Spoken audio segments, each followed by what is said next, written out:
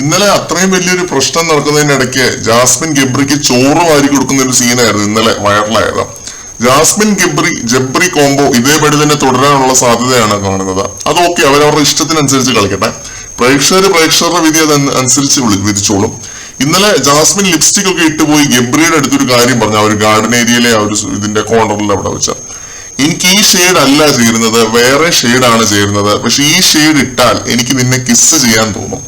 Jasmine ഗബ്രിയുടെ അടുത്ത് പറഞ്ഞ ഡയലോഗാണ് ഞാനിപ്പോ പറഞ്ഞത്. ഇത് ശരണ്യ കേട്ടോണ്ട് നിൽക്കുന്നുണ്ടായിരുന്നു. ശരണ്യ ഇത് കേട്ട് അപ്പൊ തന്നെ അവിടുന്ന് നടന്നകന്ന് പോകുന്നുണ്ട്, സ്കൂട്ടാവുന്നുണ്ട്. എന്തോ ഡാർക്ക് അടിച്ചത് കൊണ്ടാണ് ശരണ്യ അവിടുന്ന് പോയത്. രാത്രിയോട് അടുക്കാറായപ്പോ ലൈവില് നടന്നൊരു സംഭവമാണ് ഇത്. ഒരു എക്സാജറേഷനും ഇല്ല, നടന്ന കാര്യം തന്നെയാണ്. പിന്നെ ഇപ്പോഴാണെങ്കിൽ ലൈവില് ഇവരുടെ ആ ഒരു വാഴയുടെ ചോട്ടിയിരുന്ന് ജിൻഡോയുടെയും ജാൻമണിയുടെയും ശ്രീരേഖയുടെയും കുറ്റം പറയുന്നുണ്ട് ജാസ്മിൻ ഗബ്രിയുടെ അടുത്ത്.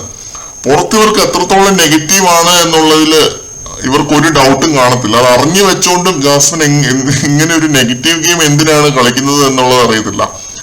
നമുക്ക് കണ്ടു തന്നെ അറിയാം ഇവരുടെ ഗെയിം എവിടെ ചെന്ന് അവസാനിക്കുമെന്ന്. മറ്റൊരു അപ്ഡേറ്റുമായിട്ട് വീണ്ടും കാണാം.